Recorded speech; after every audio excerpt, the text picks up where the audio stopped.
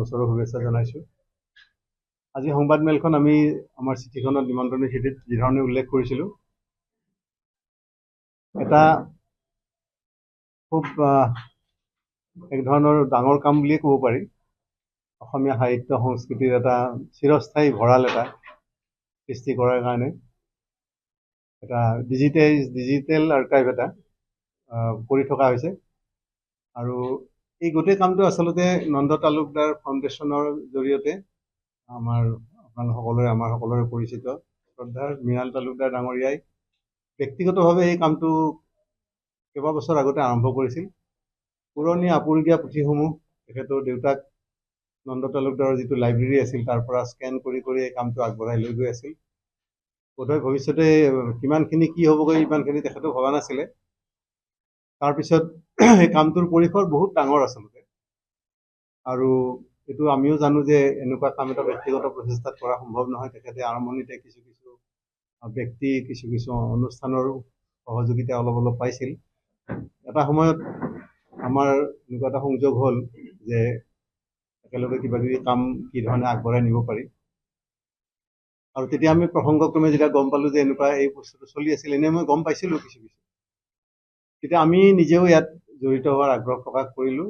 আৰু তাৰপিছত আমাৰ মাজত এখন বুজাবুজিৰ চুক্তি হ'ল যে এই কামটোত, এই প্ৰকল্পটোত ডিজিটাইজিং আছাম নাম দিয়া হৈছে। ইয়াত আমি অসম জাতীয় বিদ্যালয় শৈক্ষিক আৰু আৰ্থ সামাজিক ন্যাস আমি ইয়াত জড়িত হ'ম। আৰু এই প্ৰচেষ্টাটো আগবঢ়াই নিয়াৰ কাৰণে যি ধৰণৰ যিমানখিনি সম্ভৱ আমাৰ কাৰণে, আমাৰ ন্যাসৰ ফালৰ পৰা আমি এইটো আগবঢ়াই যাম। আৰু এইটো এদিন দুদিনৰ কাম নহয়। আমি 10 বছৰৰ কাৰণে এখন চুক্তি কৰিছোঁ, যিহেতু আমি নিৰবিচ্ছিন্নভাৱে এইটো সমৰ্থন কৰি যোৱাৰ কাৰণে যিখিনি লাগে সহায় সহযোগিতা, আৰ্থিক অনুদান আমাৰ ন্যাসৰ ফালৰ পৰা আমি আগবঢ়াই যাম।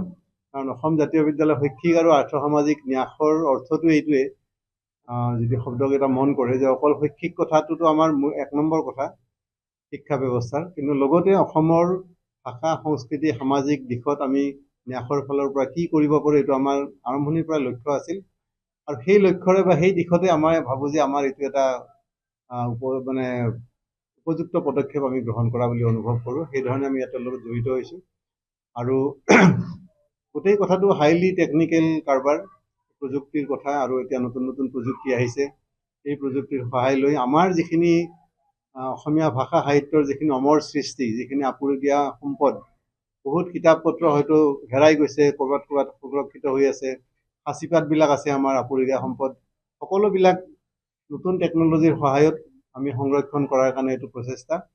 আৰু আমি ইতিমধ্যে উল্লেখ কৰিছোঁ এতিয়া যিকোনো খবৰৰ বাবে যোগাযোগ কৰক 7099017330 লগতে 7099017110 নম্বৰত।